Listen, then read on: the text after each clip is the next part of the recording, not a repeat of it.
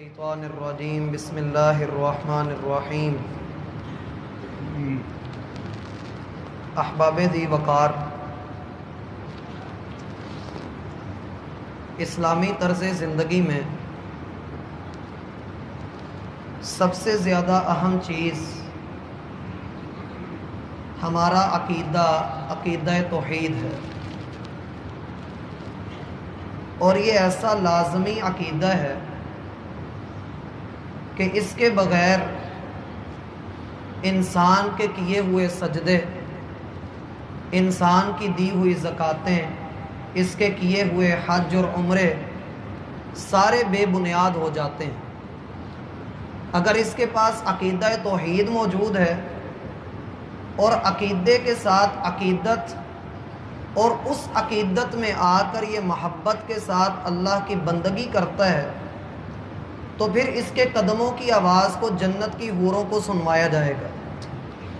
حقیقت حال یہ ہے کہ عقیدہ توحید صرف لا الہ الا اللہ کہہ دینا نہیں ہے، بلکہ عقیدہ توحید جہاں عقیدت ہے وہاں عقیدت کے ساتھ کچھ عمل بھی مانگتا ہے۔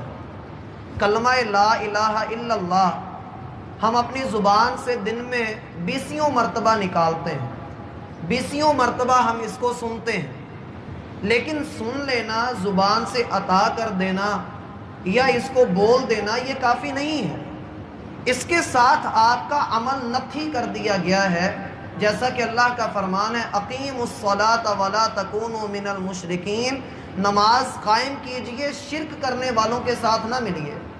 گویا آپ کا عقیدہ توحید، آپ کا کلمہ لا الہ الا اللہ اس بات کا تقاضا کرتا ہے کہ آپ کائنات کے سارے الہوں کا انکار کر کے اللہ کے در پہ آ کے سجدہ کریں گے تو آپ کا لا الہ الا اللہ خالص ہے۔ اور اگر آپ سجدہ نہیں کرتے ہیں، آپ اللہ کے در پہ نہیں آتے ہیں، نماز کی پابندی آپ نہیں کرتے ہیں، تو آپ کے عقیدے میں سقم ہے۔ اور اگر آپ کسی اور کے در پہ بھی نہیں جاتے، ظاہر سی بات ہے کہ انسان کہتا ہے کہ بھائی میرا عقیدہ ٹھیک ہے، میں کسی بت کو سجدہ نہیں کرتا، میں کسی قبر پہ نہیں جاتا، میں کسی مزار پہ نظر نہیں چڑھاتا، میں کسی کو کچھ نہیں کہتا، ہاں میں نماز نہیں ادا کرتا ہوں، لیکن میں اللہ کو ایک ہی مانتا ہوں، وہی میرا رازق ہے، وہی میری بگڑیوں کو بنانے والا ہے، وہی مشکلات میں آسانیاں کرتا ہے، دعا کے لائق وہی ہے، میں اس کے علاوہ کسی کو نہیں پکارتا ہوں، ہاں میں نماز نہیں ادا کرتا۔ اللہ رب العالمین ایسے شخص کو بھی مشرکی کہتے ہیں۔ سورۃ الفرقان 19واں پارہ اللہ رب العالمین فرماتے ہیں ارأیت من اتخذ الہہ ہواہ، آپ نے اس شخص کو دیکھا ہے جس نے اپنی خواہشات کو اپنا معبود بنایا ہوا ہے، دل کیا تو نماز ادا کر لی، دل کیا تو نماز کی طرف آیا ہی نہیں۔ اس شخص کی مثال تو اس کی طرح ہے کہ مصیبتوں کے پہاڑ ٹوٹے تو لیٹ کر بھی اللہ کو پکار رہا ہے، چلتے پھرتے بھی اللہ کو پکارتا ہے، بیٹھ کر بھی اللہ کو پکارتا ہے۔ اللہ فرماتے ہیں فلما کشفنا عنہ ضرہ، ہم اس کی تکالیف میں جب اس کو سکون اور آرام دیتے ہیں، مر کأن لم یدعنا الی ضر مسہ، کورا ہو کر منہ پھیر کر یوں چلا جاتا ہے گویا اس نے کبھی اللہ کو آواز ہی نہیں دی، گویا اس نے کبھی اللہ کو پکارا ہی نہیں۔ افانت تکون علیہ وکیلا، کیا یہ شخص جس نے اپنی خواہشات کو اپنا معبود بنایا ہوا ہے، کیا آپ اس کی توحید کو خالص کہہ سکتے ہیں؟ اس لیے توحید کا اولین تقاضا یہ ہے کہ اول ما یحاسب به العبد یوم القیامت الصلاۃ، کل قیامت کے دن آپ سے اور مجھ سے جو پہلا سوال کیا جانا ہے وہ توحید کے زمرے میں آنے والی پہلی عبادت، اولین عبادت نماز ہے۔ اور نماز کے حوالے سے اس کو تو ہم بعد میں ذکر کریں گے ہی، لیکن ایک المیہ ذکر کرتا چلوں کہ ہر وہ شخص کہ جس کو اسلام سے نفرت ہے، جس کو اسلام والوں سے نفرت ہے، وہ اٹھ کر اسلام کی کسی نہ کسی تعلیم کا مذاق بنا دیتا ہے، وہ اسلام کی تعلیمات کو داغ کہہ دیتا ہے، وہ گھر کی چار دیواری کو یہ کہہ دیتا ہے کہ یہاں رکنا ہمارے لیے ضروری نہیں ہے، وہ خواتین کو باہر نکالنے کی بات کرتا ہے، یا کوئی بھی اٹھ کر، وہ عالمی سطح پر ہو، وہ نچلے لیول پر ہو، وہ اٹھ کر اسلام کا، صحابہ کا مذاق بنا دے، مال غنیمت کو لوٹ مار کہہ دے، وہ اسلامی تعلیمات کو ہوا بنا دے، وہ داڑھی کا اور داڑھی والوں کا مذاق بنا دے، ہماری غیرت ایمانی کے اوپر کوئی فرق نہیں پڑتا۔ وجہ کیا ہے کہ ہمیں دین سے دور ہی اس قدر کر دیا گیا کہ ہمیں دین کی بنیادی باتوں کا علم نہیں، ہمیں غسل کا طریقہ نہیں آتا ہے، ہمیں نماز کی جزئیات کا علم نہیں ہے۔ ابھی اسی عید کا واقعہ ہے کہ ایک ساتھی نے بتلایا، وہ عید کی نماز پڑھا رہا تھا، اس کو نماز کے بعد خبر ملی، کہتا ہے کہ جو میں نے تکبیرات زوائد ہوتی ہیں، یعنی پہلی تکبیر کے علاوہ 7 تکبیریں، کہتا ہے میں نے وہ کہی، لوگوں نے نماز شروع کر لی، میں نے اگلی تکبیر کہی تو پچھلی صفوں میں کئی لوگ رکوع میں چلے گئے، میں نے اگلی تکبیر کہی تو انہوں نے کہا مولوی صاحب نے سمیع اللہ لمن حمیدہ نہیں کہا، عید کا یہی طریقہ ہوگا، وہ رکوع سے اٹھ گئے۔ کہتا ہے میں نے اگلی تکبیر کہی، وہ سجدے میں چلے گئے، اور یوں انہوں نے اپنی ایک رکعت آخر پہ پوری کر لی۔ لوگ دین سے اس قدر بے بہر ہیں اور نام لیتے ہیں اللہ کا، اس کے رسول کا، اور کوشش یہ ہے کہ جنت الفردوس مل جائے۔ میرا بھائی اس بات کا انکار نہیں کہ اللہ رب العالمین جنت نہیں دے گا، دعا ہے اللہ ہمیں سب کو جنت کے اندر اکٹھا کرے، لیکن میرا بھائی یہ بھی تو سوچئے ہم نے دین کے لیے کیا کیا ہے، ہم نے دین سیکھا کتنا ہے۔ کوئی بھی اٹھ کر ایرا غیرہ نتھو خیرہ دین کے بارے میں کچھ بھی بول دے، کچھ بھی بک دے، ہمارے ٹی وی کے ایڈ اٹھ کر جو مرضی ہمیں دکھا دیں، ہماری بچیوں کو، خواتین کو، بچوں کو جو مرضی دکھایا جا رہا ہو، ہم اس کے بارے میں فکر نہ کریں۔ میرا بھائی آج سے 10-20 سال آپ پیچھے چلے جائیے، میں نے پہلے بھی اس ممبر پر بیٹھ کر یہ رونا رویا تھا کہ ہمارے ہاں یہ ہوتا تھا کہ ڈراموں میں بھی اگر خواتین آتی تھی سر پر دوپٹہ لیا ہوتا تھا، اور آج کل کیا کیفیت ہے کہ اگر کسی خاتون کو نہاتے ہوئے جسم پر صابن ملتے بھی دکھا دیتے ہیں تو ہماری غیرت پر فرق نہیں پڑتا ہے۔ آپ گاجر کے 2 ٹکڑے لیں، ایک کو نمک لگا کر، اس کو سرسوں کا تیل لگا کر ایک جار میں رکھ دیں، دوسرے کو چینی لگا کر رکھ دیں، چند دنوں کے بعد دیکھیں گے کہ ایک مربع بن چکا ہے، دوسرا اچار بن چکا ہے۔ وجہ کیا ہے؟ ماحول کا اثر پڑتا ہے میرا بھائی۔ آپ جس ماحول کے اندر رہیں گے وہ ماحول آپ کے اوپر اثر انداز ہوگا۔ اللہ کے لیے اپنے دین کو بچائیے۔ یہ ایسا دین جس دین کے ساتھ جڑ کر ہم جنت کے اندر جانے کی تمنا رکھتے ہیں، اگر اسی کے متعلق علم نہ رکھا اور کوئی ایک بھی اٹھ کر صحابہ کی شان میں گستاخی کر دے، دین کی جزئیات کے اوپر، خواتین کے معاملات کے اوپر وہ اپنی زبان سے اول فول بکنا شروع کر دے، ہم اسے روکیں نہ یا اپنی غیرت کو نہ جگائیں، تو میرا بھائی کیا اللہ کا دین نعوذ باللہ اس قدر ہی نیچا ہو گیا، ہماری عزتیں اونچی ہوگی اور ہم نے دین کو تھوڑا سا وقت بھی نہ دیا۔ بات کرتے ہیں اپنی نماز کے حوالے سے۔ نماز ایک اہم رکن ہے، اور اتنا اہم رکن ہے کہ ہم نے پڑھ رکھا ہے، سن رکھا ہے کہ آپ کو کل قیامت کے دن سب سے پہلے اگر کسی چیز کا جواب دینا پڑے گا تو اسی نماز کے متعلق دینا پڑے گا۔ اذا حزبہ امر صلی، رسول اللہ صلی اللہ علیہ وسلم کی کیفیت یہ تھی کہ جب بھی کوئی پریشانی آتی، کوئی مشکل کا وقت آتا، آپ علیہ السلام اٹھ کر نماز ادا کرنا شروع کر دیتے۔ مجھ پہ پریشانی آتی ہے تو میں کیا کرتا ہوں؟ واویلے، شکوے، گلے، لوگوں کے رونے، غیبتیں، چغلیاں، اس کے علاوہ آتا کیا ہے؟ اللہ نے کہا استعینوا بالصبر والصلاۃ، مشکل آئی ہے، اللہ سے مدد طلب کرنی ہے، اللہ کے در پہ آ کے 2 رکعتیں ادا کیجئے، دعائیں کیجئے، دیکھیں اللہ آپ کی کیسی بگڑیوں کو بناتا ہے۔ اور اگلی چیز نماز کی پابندی ہے۔ نماز کی پابندی کے حوالے سے رمضان کے مہینے میں ہم نے دیکھا کہ مساجد آباد ہوئی کھڑی ہیں، لیکن جیسے ہی رمضان گزرا مساجد کی رونقیں جیسے ویران ہوئیں۔ سیدنا عبداللہ بن مسعود رضی اللہ عنہ کا قول یاد آتا ہے، انہوں نے کہا کہ لوگوں تم کو جہاں سے بھی اذان کی آواز آتی ہے مسجد کے اندر جا کر نماز ادا کرو، یہ نہ سوچو کہ اذان کون دے رہا ہے، نماز کون ادا کروا رہا ہے، جا کر اپنی نماز ادا کرو۔ اللہ رب العالمین نے ہدایت کے راستوں میں سے یہ راستہ رکھا ہے کہ با جماعت نماز ادا کرنا، اور اللہ رب العالمین نے اس بات کی بھی وضاحت کر دی ہے کہ جس بندے نے با جماعت نماز چھوڑ کر اپنے گھر کے اندر نماز ادا کی، لَتَرَكْتُمْ سُنَّةَ نَبِيِّكُمْ، تم اپنے نبی کی سنت کو چھوڑ بیٹھو گے، وَلَوْ تَرَكْتُمْ سُنَّةَ نَبِيِّكُمْ، اور جب تم نے سنت نبوی کو چھوڑ دیا، لَضَلَلْتُمْ، تم گمراہی کے رستوں پہ چلو گے، وَلَوْ ضَلَلْتُمْ، اور جب تم گمراہ ہو جاؤ گے، لَكَفَرْتُمْ، تو ایک دوسرے پر کفر کے فتوے بھی لگاؤ گے۔ اور ایسا ہوتا ہے، ہر بندہ ہی دوسرے کے اوپر کفر کا فتویٰ لگاتا ہے۔ اب نماز کے کچھ مسائل ذہن میں رکھیے.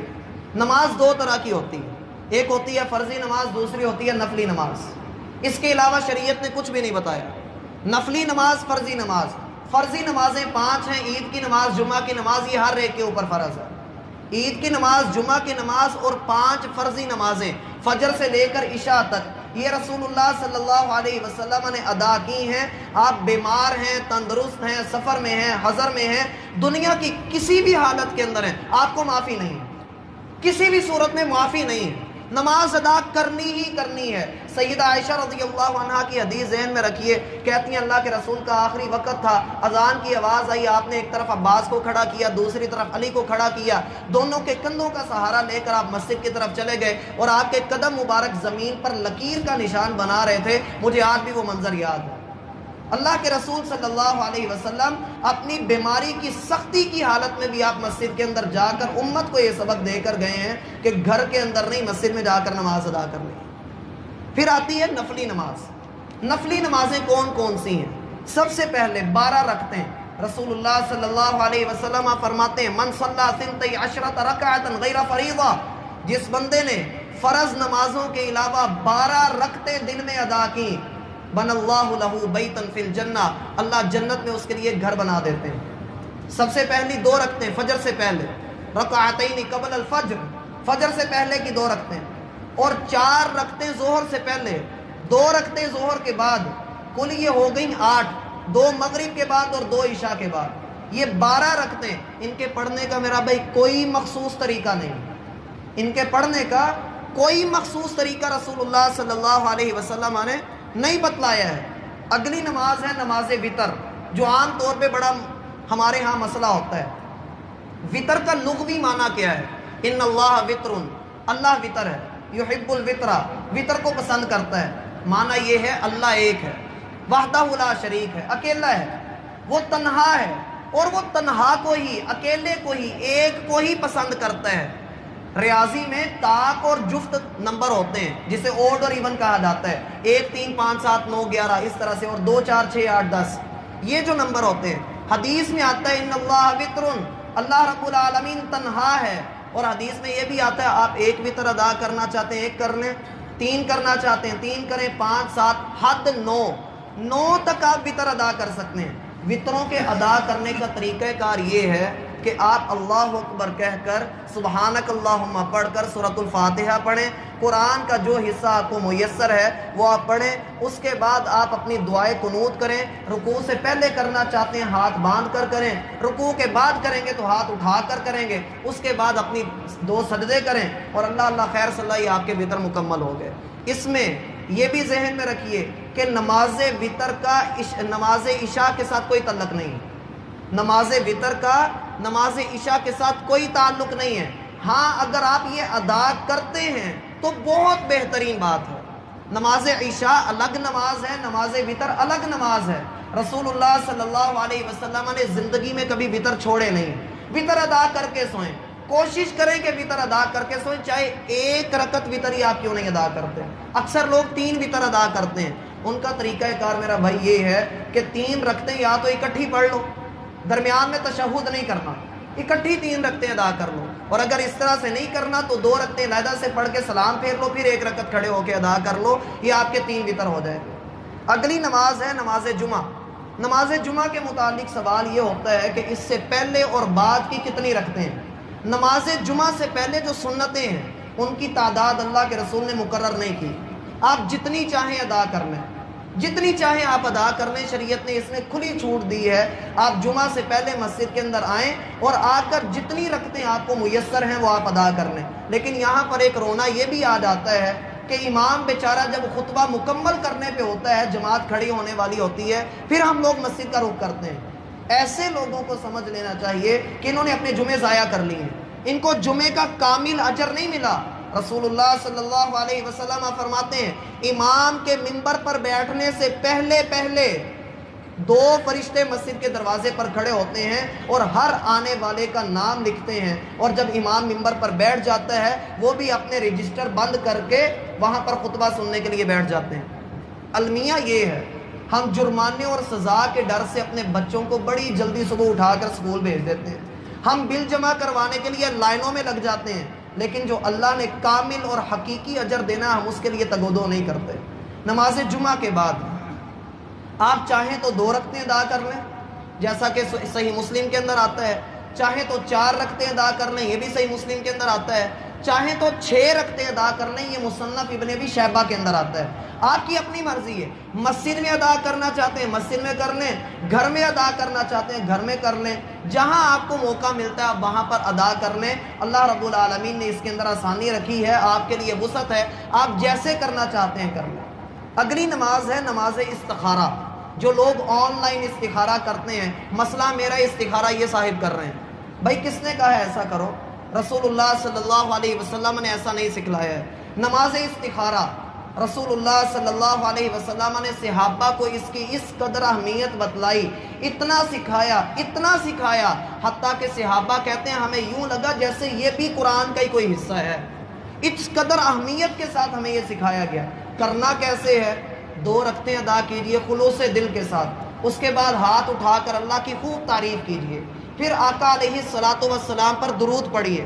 درود پڑھنے کے بعد استخارہ کی دعا آتی ہے، آپ اس دعا کو یاد کر لیں، اور وہ دعا عربی میں پڑھنا چاہتے ہیں عربی میں پڑھ لیں، اس کا اردو ترجمہ آپ پڑھنا چاہتے ہیں اردو میں پڑھ لیں، تاکہ آپ کو اپنی مشکل اللہ کے سامنے بیان کرنے میں آسانی ہو۔ اللہ سے دعا کریں، اب یہ آپ کا استخارہ ہو گیا۔ اب لوگ کہتے ہیں نہیں استخارہ ایک خاص ٹائم پہ کرنا ہے، اللہ کے رسول نے مقرر نہیں کیا۔ وقت تھوڑا ہے، میں مختصر آپ کو بتا رہا ہوں، اللہ کے رسول نے مقرر نہیں کیا۔ استخارہ کے بعد سونا بھی ضروری نہیں ہے کہ خواب میں روشنی نظر آئی تو یہ کام کر لو، نہ نظر آئی تو نہیں کرنا، یہ بھی اللہ کے رسول نے نہیں بتایا۔ ہاں یہ استخارہ کی نشانیوں میں سے ایک نشانی ضرور ہے۔ اس کی ایک نشانی یہ بھی ہے کہ اگر آپ نے کوئی استخارہ کیا ہے اور جس کام کو آپ کرنے کے لیے جا رہے ہیں اگر تو اس میں آسانیاں آ رہی ہیں، کوئی اشارے آپ کو قدرت کی طرف سے مل رہے ہیں، تو پھر آپ وہ کام کر گزریے، اور اگر آپ کو وہ اشارے نہیں مل رہے، مشکلات آ رہی ہیں، اس کام سے رک جائیے۔ اور یہ بھی کہ استخارے کے ساتھ ساتھ آپ لوگوں سے مشورہ بھی کیجئے کہ بھائی میرا یہ کام جو ہے وہ اچھا ہوگا۔ اسی لیے اللہ کے رسول صلی اللہ علیہ وسلم کا فرمان ہے اذا استنصحك فانصح، مسلمان کا مسلمان پر حق یہ ہے کہ جب وہ آپ سے مشورہ مانگے تو آپ اسے صحیح مشورہ دیں۔ اگر کسی نے غلط مشورہ دیا تو کل قیامت کے دن اللہ کے ہاں گنہگار ہوگا۔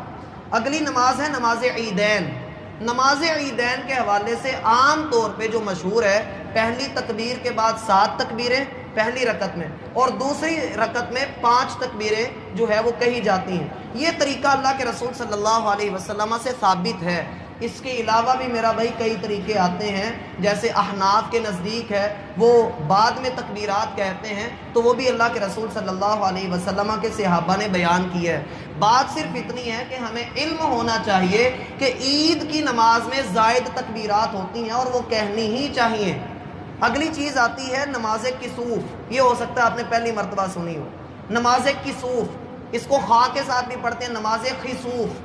یہ ہوتی ہے سورج گرہن کی یا چاند گرہن کی نماز۔ پڑھی ہے کبھی آپ نے؟ کس بھائی نے پڑھی ہے؟ اللہ اکبر، 2-3 بھائی ہیں جنہوں نے یہ ادا کی ہے۔ نماز کسوف یہ ہوتی ہے سورج گرہن کی نماز۔ رسول اللہ صلی اللہ علیہ وسلم کے بیٹے کی وفات ہوئی تو سورج کو گرہن لگ گیا۔ لوگوں نے کہا کہ ابراہیم فوت ہوا ہے اس لیے سورج کو بھی غم لگ گیا ہے۔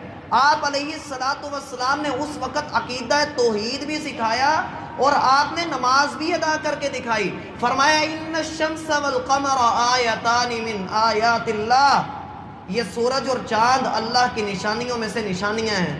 ان کو سورج گرہن یا چاند گرہن کسی کی موت یا کسی کی جو ہے زندگی کی وجہ سے نہیں لگتا ہے، یہ تو اللہ کے حکم کے پابند ہیں۔ لہٰذا جب تم ان کو دیکھو کہ ان کو گرہن لگا ہوا ہے تو نماز ادا کرو۔ اب اس کی نماز کیسے ادا کرنی ہے؟ سارے لوگ اکٹھے ہو جائیں، بہتر یہ ہے کہ میدان میں اکٹھے ہوں، لیکن اگر مسجد میں آ جاتے ہیں تو تب بھی کوئی مسئلہ نہیں۔ امام صاحب اللہ اکبر کہہ کر سورۃ الفاتحہ کے بعد لمبی قرات کریں، اس کے بعد رکوع کریں تو لمبا رکوع کریں، اس قدر لمبا رکوع کریں جس قدر لمبی قرات کی ہے۔ اس کے بعد رکوع سے اٹھیں اور پھر لمبی قرات شروع کر دیں، پھر سے قرات ہوگی، پھر لمبی قرات کرنے کے بعد پھر رکوع کریں، پھر لمبا رکوع کریں، اور پھر اس کے بعد رکوع سے اٹھ کر 2 سجدے کریں۔ ایک رکعت میں 2 رکوع کیے ہیں، اور پھر جب دوسری رکعت ہو تو وہ بھی اسی طریقے سے ایک رکعت میں 2 رکوع کر کے اس طرح سے آپ اپنی یہ نماز مکمل کریں گے۔ اس کے بعد امام کھڑا ہو کر لوگوں کو اس کے متعلق لوگوں کو بتلائے، اللہ سے استغفار کروائے، دعا کروائے۔ یہ ہے سورج گرہن اور چاند گرہن کی نماز کا طریقہ کار۔ اگلی نماز ہے نماز جنازہ، جو عام طور پہ ہم منہ دکھائی کے لیے ادا کرتے ہیں۔ دعائیں ہمیں نہیں آتی ہیں، ہم جاتے ہیں صرف منہ دکھائی کے لیے۔ میرا بھائی یہ ذہن میں رکھنا، آج کسی کے جنازے میں ایسا کرو گے، کل کو ہمارے جنازوں میں بھی ایسا ہی ہونا ہے۔ اللہ کے لیے یہ دعائیں یاد کرو۔ اسی وجہ سے بدعات آتی ہیں۔ وہ بدعات کیا آتی ہیں؟ جنازہ مکمل ہوتا ہے اور ساتھ ہی سارے میت کو گھیرا ڈال کے چلو جی دعا کرو اس کے لیے۔ بھائی جنازہ میں آپ نے کیا کیا ہے؟ جنازہ میں دعا نہیں کی۔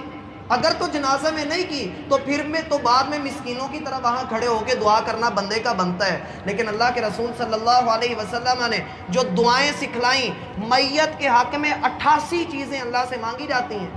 88 چیزوں کا سوال اللہ سے کیا جاتا ہے کہ اللہ اس کو یہ بھی دے، اللہ اس کے لیے یہ آسانیاں کر، اس کے لیے یہ آسانیاں کر۔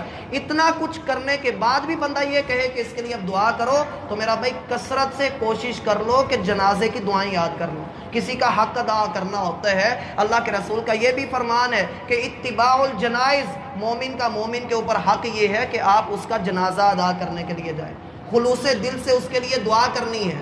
اور اگلی نماز ہے نماز خوف۔ جب کرفیو لگا ہو، حالت جنگ ہو، بندہ مسجد میں نہ پہنچ سکتا ہو، یا میدان جنگ کے اندر کھڑا ہو کر نماز اس نے ادا کرنی ہو، تو پھر اس نے کیا کرنا ہے؟ اس نے 1 رکعت نماز ادا کرنی ہے۔ بڑی آسان سی نماز ہے۔ امام آگے کھڑا ہوگا، امام کے آگے پوری آرمی کھڑی ہوگی، وہ امام کو کور کر کے آگے فائر کر رہی ہے، امام کو بچا رہی ہے، اور پیچھے جو لوگ ہیں وہ امام کے ساتھ نماز ادا کر رہے ہیں۔ امام اپنی 1 رکعت 2 سجدے پورے کرنے کے بعد تشہد میں بیٹھ جائے گا۔ پچھلے لوگ بھی تشہد میں بیٹھے ہیں۔ جب یہ لوگ پچھلے اپنا تشہد پورا کر لیں گے، یہ خود ہی پچھلے سلام پھیریں گے اور اٹھ کر آگے چلے جائیں گے۔ جو آگے کھڑے تھے وہ امام کے پیچھے آ جائیں گے۔ امام اتنی دیر میں کھڑا ہو جائے گا اور یہ امام پچھلے نئے آنے والوں کو 1 رکعت اور پڑھا دے گا۔ امام کی 2 رکعتیں ہو جائیں گی اور مقتدیوں کی 1 رکعت ہو جائے گی۔ بات کی سمجھ آئی ہے؟ اس کو کہتے ہیں نماز خوف۔ اور آخری نماز ہوتی ہے نماز اشراق، نماز چاشت، نماز اوابین۔ یہ ہوتی ہے چاشت کا وقت ہوتا ہے جب سورج سر کے اوپر آ جاتا ہے، جیسے آج کل 8-9 بجے، اور اشراق ہوتی ہے جب سورج طلوع ہوتا ہے اور سورج طلوع ہونے کے 10-15 منٹ کے بعد، اور اوابین ہوتی ہے زوال سے 10-15 منٹ پہلے۔ اوابین بعض لوگ کہتے ہیں کہ مغرب کے بعد ہے، وہ روایات ضعیف ہیں۔ اوابین کا اصل وقت صحیح مسلم کے اندر آتا ہے حین ترمغ الفصال، جب اونٹنی کے بچے کے پاؤں جلنے لگیں، وہ آپ کی نماز کا وقت ہے، اوابین کی نماز کا وقت۔ اور رسول اللہ صلی اللہ علیہ وسلم کا فرمان ہے کہ نماز اوابین کی حفاظت وہی کرتا ہے جس نے اللہ کو صحیح حساب دینا ہے، جس نے اللہ رب العالمین کے سامنے پیش ہونا ہے، وہی نماز اوابین کی صحیح طرح حفاظت کرتا ہے۔ تو یہ 2 رکعتیں پڑھ لیں، 4 پڑھ لیں، 6 پڑھ لیں، 8 پڑھ لیں، زیادہ سے زیادہ 12 رکعتیں اللہ کے رسول سے ثابت ہیں کہ آپ نے اشراق، چاشت یا اوابین، یہ ایک ہی نماز کے 3 مختلف نام ہیں، آپ ان کو ادا کر لیں۔ میرا بھائی اپنے دین کے متعلق سمجھ رکھیں، اس کے متعلق جانکاری حاصل کرتے رہیں۔ اللہ میرا